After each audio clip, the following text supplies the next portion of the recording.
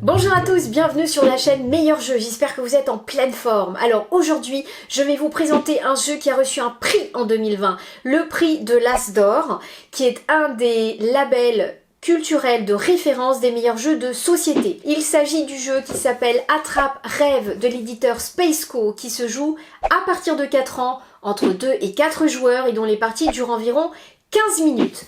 Alors, juste avant de démarrer, je vous invite à vous abonner à ma chaîne YouTube et je vous en remercie. Alors, je vais vous expliquer maintenant les règles du jeu qui sont très simples. Dans ce jeu, donc, on évolue d'abord dans le contexte, dans le monde des rêves et des cauchemars, ce qui parle énormément aux petits enfants. Le but du jeu est très simple. Il s'agit de venir remplir le premier sa petite carte, son plateau douillet qui se trouve là. Et je vais vous expliquer ça tout de suite. D'abord, qu'est-ce qu'on y trouve dans ce jeu? On y trouve 8 tuiles doudou qui sont représentées ici, d'accord? Alors, lapin, un ours, un panda, une petite licorne. Comme vous pouvez le constater, il y a 4 tuiles identiques, tuiles ours, 2 tuiles panda, qui sont identiques, une tuile lapin et une tuile licorne. Et petit point d'attention, leur taille n'est pas les mêmes. Regardez, d'accord? Elles ont différentes tailles. Alors celles qui sont identiques ont la même taille, mais sinon, en fonction de l'animal, leur taille est différente. On y trouve aussi donc des plateaux douillets qui comportent 12 emplacements dans lesquels nous viendrons insérer des jetons rêves à chaque fois qu'on gagnera un tour. Il y a également les cartes cauchemars, il y en a 30. Donc voici les cartes cauchemars, mais qui, je vous rassure, ne font pas du tout peur aux enfants. Ce sont des jolis petits monstres colorés. Et enfin, il y a un sac en coton, un sac coussin rembourré dans lequel on y trouve 54 petits jetons rêves qui ont des dessins différents, recto, verso, voilà, et qui se trouvent dans ce sac-là. Du coup, le premier joueur qui commence prend le sac et le dispose à côté de lui, juste pour signifier que c'est lui qui démarre. On va venir donc disposer au milieu des doudous une première carte cauchemar. Chaque joueur à son tour va choisir une tuile doudou, tuile dont il pense qu'elle va venir recouvrir totalement le cauchemar. Par exemple, moi, je vais choisir la tuile doudou de l'ours. Ce joueur-là va par exemple choisir la tuile de la licorne. Une fois que chaque joueur a fait son choix et a disposé sa tuile sur son plateau douillet, on va venir chacun notre tour vérifier que ça va bien recouvrir le cauchemar. Alors je commence, je pose ma tuile doudou sur le cauchemar et oui, effectivement, j'ai réussi à cacher, à faire partir le cauchemar. Donc je gagne un jeton rêve puisque sur ma tuile doudou, il y a une étoile. Quant à ce joueur-là, maintenant il va venir tester sa tuile doudou licorne, il va la poser sur le cauchemar. Et non, cette tuile ne recouvre pas le cauchemar. Donc ce joueur, pour ce tour-là, il ne gagne aucun jeton rêve. Voilà, donc on remet ça en place. Moi, je vais pouvoir prendre dans le sac douillet un jeton rêve. Ok ? Donc ensuite, au joueur suivant, on fait un autre exemple. Ce joueur-là, c'est à lui de jouer. Donc on met au milieu une nouvelle carte cauchemar. On va venir choisir celui que l'on veut. Donc moi, par exemple, je vais choisir le petit lapin. Je le pose sur mon plateau douillet.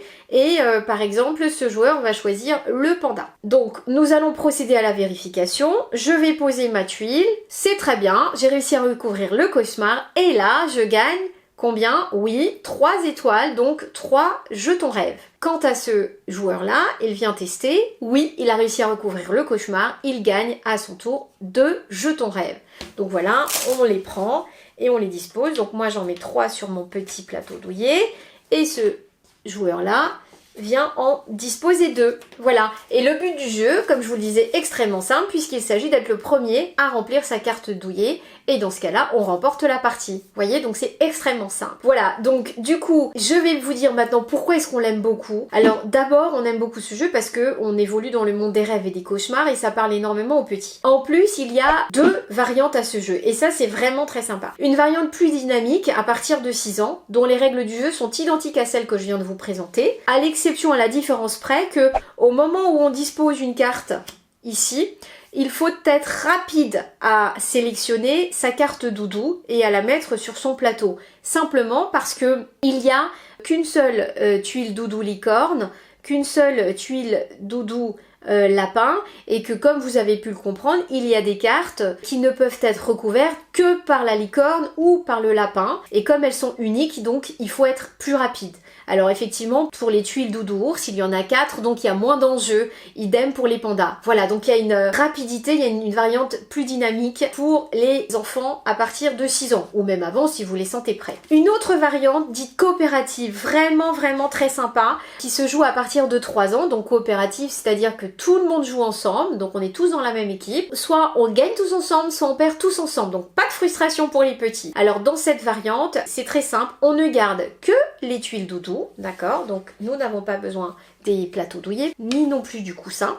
On ne garde que les tuiles doudou, et parmi les cartes cauchemar, eh bien, on ne garde qu'une série de cartes cauchemar. Alors, je m'explique. Au verso des cartes cauchemar, il y a des tailles de lune différentes, d'accord, comme vous pouvez le voir. Ici, c'est la pleine lune, une demi-lune et une petite lune.